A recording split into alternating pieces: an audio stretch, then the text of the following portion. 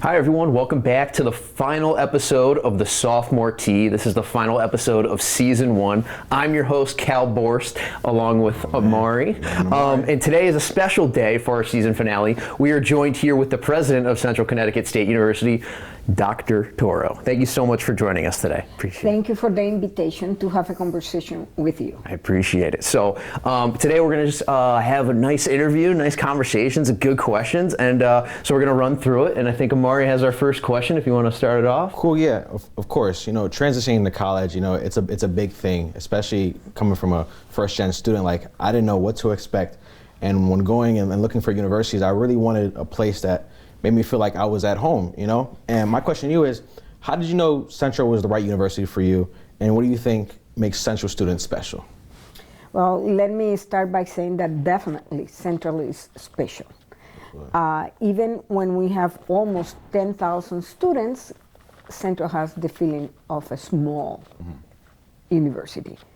The feeling of a family. That's why I call our community the Central family. How I did know that Central was the right university for me. First of all, because of the type of students we educate at Central, a very special kind of students. Students who come, for the most part, from first generation college families. In addition to that, students with diverse cultural, socioeconomic backgrounds. And that definitely was at the top of my list. The other thing is Central's history.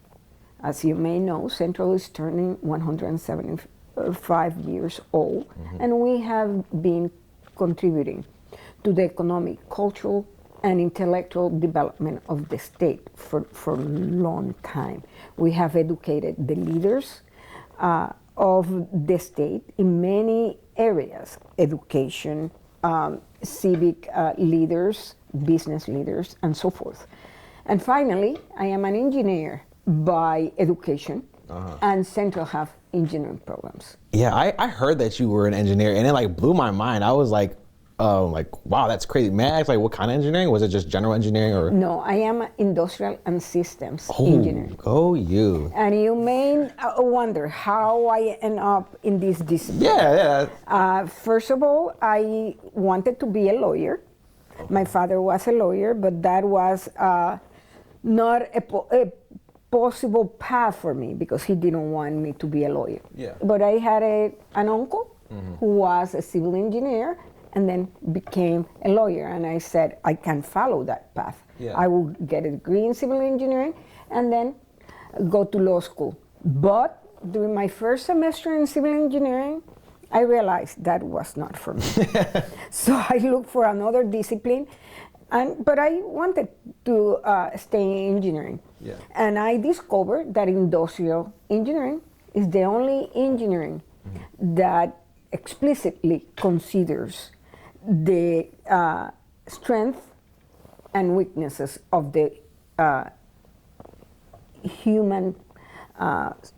Absolutely. And that's what motivated me to go into industrial engineering. Yeah. It has been good for me. Absolutely, yeah, and it's important to choose something you love. I major in robotics and mechatronics, so like that's the future, and I love it. Engineering is not easy at all, but I do understand, but I love to do it as well. Yeah. I get it. Yeah. And so within industrial engineering and systems engineering, I have a specialization in automated manufacturing systems. Oh, there you go, nice. But yeah, just bringing that back to like why Central was like, for me, like that sense of community, even in the robotics program, like some of my closest friends, some of my closest peers, I've met through the robotics program. I'm an RA, I've met so many awesome people in the RA situation, and it's just, I feel like a family here, like how you say, the Central family, and I really do feel like I'm appreciated at this university. So that's definitely a big reason as to why I chose Central and why I continue to stay here.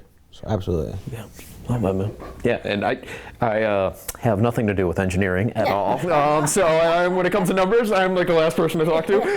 But moving right along. So obviously, you are a very busy person on campus, and there's a lot of facets to your jobs. I'm sure you have your favorite parts, and I'm sure there's those parts that are harder to do. So, what are like the more favorite parts of your job, and just overall being a president at this university?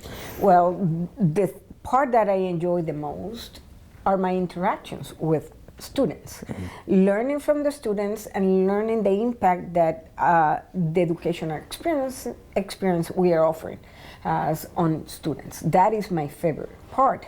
The second one is when I am interacting with faculty and we are talking about new programs, new initiatives, how we can enrich the educational experience we are currently offering to students, how else we can help our students be successful and be ready for what is awaiting them after completing a degree with us. That's the best part of my job.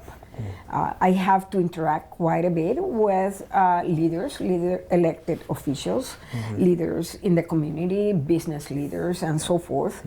And I like that as well when I am selling, if you will, central to them and selling what our graduates are capable of doing. That's another aspect of my job that I like. Gotcha. And I think it just shows like the impact that Central has. And I think something that we've talked about on this show is like most social change comes from university, right? And it's like this is like the grassroots of the entire like different social movements. And like you said, like that outreach, that civic engagement, while also giving people a platform to be educationally engaged. But like at least to me, it's so much more than obviously going to class is very important and you should go to class. But like so much of it is like that social experience, right? Like gaining relationships that you'll use to further yourself and whatever path that you go on. Like, right, you started in engineering and like I mean, just as like a side question, did you ever think you would become a president of a university when you first? No, I never thought about that when I was getting my degree. Exactly. No. So I think it just kind of shows like for anybody that is, especially if they're a sophomore, they don't know necessarily what they want to do. Like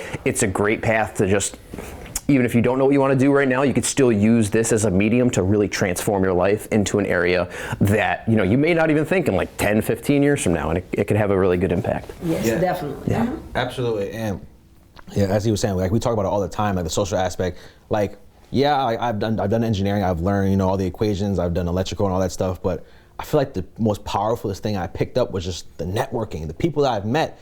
Like I wouldn't have been as far as I am now into the engineering industry without, the people I've met. I get to speak with all these wonderful campus departments. I get to speak with the president of the university. Like, it's amazing the things that you can get just by going to college. And it's such a thing that people shun now, college as a whole, but I really do think the experience that you get here is something beautiful. And it's not something that you can just pick up anywhere or just YouTube it. So, absolutely.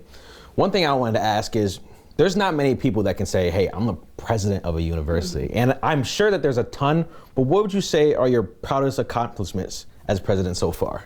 Well, I think that changing the culture of the university to be one in which people really care about each other and that everyone, faculty and staff, are very focused on the success of our students. After all, that's why we are in higher education. Absolutely. And focusing on the success of our students, it's the most important thing. And I think changing the culture to be a student-centered institution, I think it has been my main accomplishment. A lot of buildings, a new college, the College of Health and Rehabilitation Sciences, that is opening on July the 1st, and new academic programs, but I think the cultural aspect of our institution, the transformation of that has been my main accomplishment. Yeah, absolutely, and I love that. Even when I first started this podcast, like it was about sophomore retention and overall just building a better community here on Central as a whole. Like I do engineering, but I do what I do because I enjoy helping people, especially like this podcast. I didn't have that that mentor or somewhere I can go to look for advice. I kind of was always in my dorm just sitting around. So I'm glad that I can take the platform that I have to help others. That's why I really feel like my passion is not to just build robots and do such, but to make a difference, to make a change, to help people as a whole. So absolutely, I do love that you say that you try to. Sorry, it gets real hot in here. Try to make a really student oriented. So I do appreciate that. Yeah. So you are, like I said before, a very busy person, and like you say, changing the culture. I mean, it doesn't just happen overnight, and so it takes time, right? And so a lot of times, different programs, different initiatives, obviously, kind of just introducing a new mindset, a new shift, right? And that takes 5, 10, especially for society, takes a really long time. So how do you, throughout that entire process, how do you stay energized throughout the day, and then what motivates you to keep you going? 5, 10, 15 years from now, however long you see yourself here, and your different goals. How long? Well, every morning what keeps me going is the possibility of transforming at least one life per day. Yeah. I know that as president, I can have a big impact, not only in our students, but faculty and staff. And that possibility keeps me going. And during the day, again, the interactions with students, interaction with faculty members who are excited, or staff members who come up with new initiatives, that is very important. And through the years, what keeps me going is to see the progress, even if it's a small step forward. That progress definitely, and realizing, yes, it's doable. Whatever we want to accomplish is doable, because look at the progress we have made. And the new marketing and communication team here have done a great job putting together a list of accomplishments during the last 7 years. And I was the other day reviewing those, and I was telling myself, look, after all these years, definitely we have accomplished. Yeah. Progress. So I've been coming to Central for a really long time. My mom works in athletics, so I've seen the transformation from since I was born, roughly, 2004, 2005 to now. And it's this university has literally played such a pivotal role in my I guess you could say journey to who I am now. And it's I've really seen the change, and I think what you said there, what really spoke to me, was just seeing even one person change, from when they walk in as a freshman to walking out those doors with having the ability to get a full-time job, provide for their future kids, family, etc., and knowing that Central was the place where they was the vehicle where they changed themselves, I think is a very, very special thing. Absolutely, and he talks about it, how he's seen change ever since he's been a kid. I've been here for 4 years, and even in that 4 years, even the smaller things, it really helps the university grow as a whole.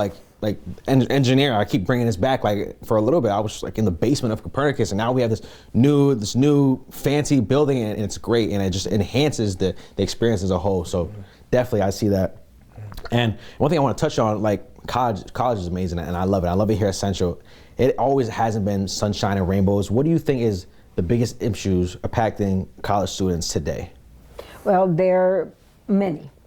One of them, the financial aspect, or the cost of a college education. That's a big one. The other one is many young people nowadays have a lot of responsibilities, not only getting a college degree. A high percentage of them already have a family that they have to also maintain. The academic preparation for the transition between high school and college, that is also a challenge. And after the pandemic, mental health challenges. Mental and emotional challenges are an important issue that we need to manage and deal with. Absolutely, and I think it's beautiful how we do have all these issues, but campus has so many resources that can help you with that stuff. If you say mental health is a big thing, the Wellness Center, I've done a podcast with the Wellness Center. They have so many things to offer, so many different resources you can go to. I know they do therapy dogs and stuff, and I'm not a big dog person, but even just going and getting that experience, it's great. And there's definitely is a lot of support out there. If anybody, is feeling like they're struggling, ask for help. It's not, you're in college, you can go and ask people for help. You don't have to do this by yourself. So I do get that, absolutely. Yeah, and yeah, you're definitely not alone. And like, I mean, we both work in residence life, right? And like, it's especially coming towards the beginning of the year, we have longer nights, where we're dealing with things, but like where there's people in place to help. And so I think like as long as they're willing to take that first step, and like even if they can't, we can help them take that first step, right? And as you may know, we have the blanket of support here at Central that includes many services and assistance for students. In terms of the financial challenges, we have financial aid, financial literacy, and all that to help students plan in terms of how they can fund their education. But again, as part of the financial challenges, you may also have students facing food insecurity and housing insecurity. We have Maria's Pantry to support students with food insecurity. We are working on a partnership with the state and community organizations to help students with housing insecurity. Yeah. Those are examples in addition to the support we have for mental health, but we have many support services around college. And I think a lot of people, when they think of college, they think of just educational, right? And it's just like, it's so much more than that, right? Like you said, Maria's Place, Wellness Center, right? Like all these places can help you personally in the different needs and concerns that you may have, right? And it's just, if you come here, and especially in the surrounding community, right? Like have that civic engagement, that you're reaching out, right? Like there's a lot of resources that you can, have help you. And so kind of transitioning into the FAFSA. So we just had a question into that really quick. And so what is the university doing to ease concerns of students who are still waiting on FAFSA answers? Well, let me start by saying that we are as frustrated as the parents and prospective students and even continuing students. But as of this week, we have processed every single case that for student who has filled out the FAFSA. So even if the numbers are not perfect, those numbers are that students are getting as we speak for financial aid are very close to the final numbers. We will have an opportunity to make any corrections if we need to make those next fall, but we are not anticipating that many corrections. We have distributed as of today, the financial packages to all the students that, as I said, has filled out the FAFSA. Okay, they are now having time to analyze and process the information we have shared with them. In addition to that, as I mentioned before, we have the financial literacy team that helps students through the process of understanding the numbers and to plan for the future.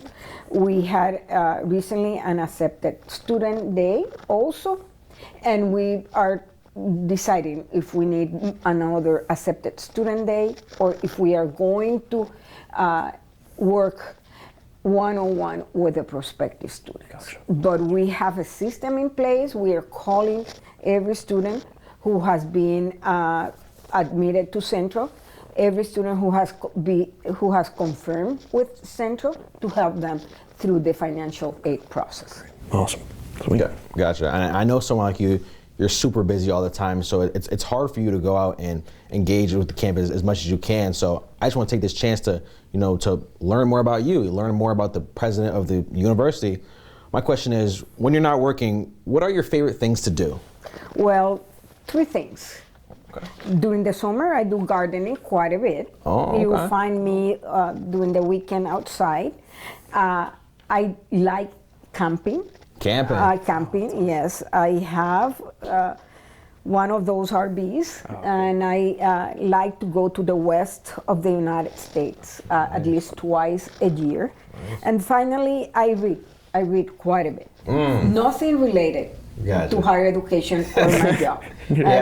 Fun things. Yeah. I used to be a big reader. I was big into like Harry Potter when I was growing up, and then I got too much. I got real. It's beautiful though. I'm sure it is. Yeah. Man, I can go on for days about that. Yeah, I got a little spoiled with technology. Now I'm more of like a audiobook kind of guy. Gotcha. But yeah, no, reading's super cool. I actually, since you talked about gardening, I actually built a garden bed like two weeks ago for my mom. Not something I would do. I'm not a get in the dirt kind of. Like it. Yeah. It's not for everybody, but it's a beautiful thing. So that's really nice that you do that. Super cool. So just really quick, so this year is a very important year for Central, as you can see right here, right? So 175 years, this university, it's the anniversary. So what are some things that we have planned to mark the milestone, and how can students get involved with this major milestone in Central's history? Well, we have a number of committees that are planning different type of events. But even yesterday afternoon, we had a barbecue for the whole community. It was well attended.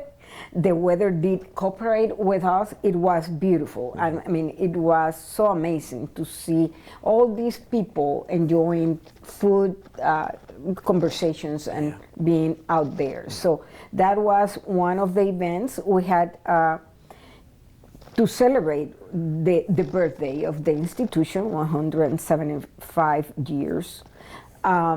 We will have a gala in November, a very important gala that will bring together graduates from Central, current students, faculty, staff, supporters from the community, the industry, the government. So that will be a big celebration. And sometime at the end of June, when the actual birthday happens, we will have a small event. Nice. Awesome. But a lot of other things. Yeah. We will be publishing a book as well about the history of Central. So a lot of things. Wow. It's exciting, really, really exciting. Once in a lifetime for many of us, and but we are ready for the next 25 years. Yeah. We are building the foundations for the next 25 years. I mean, just even in the last 5 years, I think like when we've been here, like the university's like transformed, like the buildings wise, physically wise, like, and like just branding wise, like everything has like now, like it feels like this, it feels like Central's at the best point it's ever been, you know what I mean? And it's like, you know, like I said before, I've been here for a while, you know, so like just like experiencing with the university, and I think it says a lot, and on our way to 200 years, so. Yeah, no, and speaking about change, the logo is slowly like really growing on me. Like I'm really starting to like it. And you talk about the barbecue. I was at the barbecue. The weather really complemented it well. Like it was super nice to do it. And I love how they're handling the 175th year. Everywhere I go, you know, you see it. Everybody knows about it, and it was super nice because I got to see people that I don't get to see every day come out, and it was a really nice experience. So I'm super excited for more of that to come. All right, back to the fun questions. So, what is your favorite song right now, and what is your favorite song of all time? Oh my goodness. My Way. It's my favorite song. Gotcha. Right now, I have to say I am not too much up to date. Gotcha. No worries. All the Okay. older stuff is the golden stuff. Yes, anyways, I listen to all music. Absolutely. Yeah, Good, that's awesome. good That's taste. awesome. Good taste. Yeah. Nice. Cool. You just go into this or that. Oh, okay, cool. Sounds good. So we're going to ask you some questions. It's a this or that, right? So 2 options, and you just have to pick one. It's going to be kind of like rapid fire. If you want to explain why, go for it. So are you ready? Yes, Sounds I'm ready. good. All right. So this or that: cats or dogs? Dogs. Dogs. Iced coffee or hot coffee? Hot coffee. Oh, right there with you. Let's go. Mac or PC, like Windows or Apple? Mac. Mac, interesting. Mac is smooth. I just like how smooth it is. Yeah. I'm a For Windows guy. many years. Okay, gotcha. Yeah. I'm a Windows guy. Okay, fall or spring? Fall. Oh yeah, let's go. So phone call or text? Phone call. Yep, sounds good. Cookies or chips? Chips. Interesting.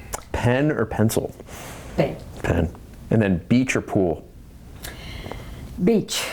Being from Puerto Rico, Oh, and yeah, yeah. my home town is located very close to the best beaches in Puerto Rico. So Amazing. Oh my god, I can I- only imagine. It's a beautiful place. I just went there for my 21st, and it's beautiful. where did you go? I went to San Juan, I think. Uh-huh. San Juan, beautiful. Not only was it beautiful, the food. Oh my! I remember I had gotten a spot on this street, and there were just vendors all down the street. And I remember there was this lady who was selling empanadas, and we were there for 4 or 5 days.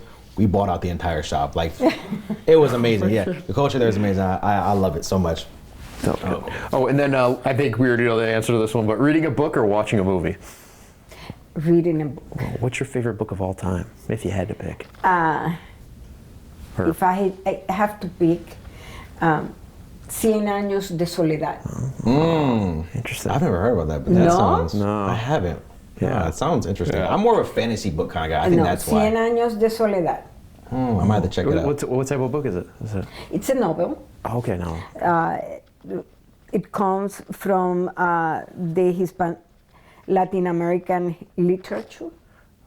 It talks about a town, and it's not a real town, but explain a lot of the things that happen in the society in Latin America, and exposes a lot of cultural aspects of Latin America. Gotcha. You know, as we're coming to the end, you know, we're running out of time. We just got a few more questions for you. If you could go back to your sophomore year, what advice would you give yourself? Well, I think that having some applied learning opportunities. I think that I waited maybe until my third year in college to go for my first internship. But I think the earlier you can go for an internship, some undergraduate research experience or something like that, it opens your eyes very early in your college career and give you information as to what you like and what you don't like of your future career. Absolutely, that's a big thing for me. I think, you know, at all ages, and I wish I would have did this when I was younger. Like, go out and try things, try new things. Like, you're young. This is your chance to go and make mistakes. And I know you were talking about the internship thing. Like, even if you're a freshman, like, I'm a senior now. I still get turned down. Go, go, go. Don't let that discourage you. Let that no to your interview light a fire in you. Go out and search, because, you know, there's so many opportunities out there. You just got to go want it enough. So, absolutely. And definitely, my advice is don't leave college without having at least a couple of applied learning opportunities, including internships or cooperative education, undergraduate experience, study abroad, whatever. But Absolutely. Give yourself those opportunities. Yeah, and I think it's tough for people because like getting involved, applying for an internship, or getting involved in like a club or something like an extracurricular activity is like it feels nervous at first, like to go to those things. But I think like once you do it, once you get immersed in it, you realize how much value it gives you, and it's like, oh my God, looking back, you're like, I'm so happy I did that. But oh yeah, go ahead. We are establishing the processes and the systems at Central to make it easier for our students to obtain internships and go through applied learning experiences. So it's my hope that next year things will be easier for our students. Yeah, and I just want to emphasize, just keep going at it. Like, I can speak on it because I just recently applied. I'm not even joking. I applied for 57 internships and got 2 interviews. And like, yeah, I got a lot of no's, but I kept going. And that one interview I got, like, I can now go and get that applied learning. And that experience is what really is like enhances your education. So absolutely. Yeah. So I get that. I completely agree. And so that has been the final episode of the Sophomore Tea with lovely Dr. Toro. Thank you so much for joining us today. We had a great conversation, and we'll see you in season 2. Thank you so much for watching. Thank you for the opportunity. Appreciate it. Awesome.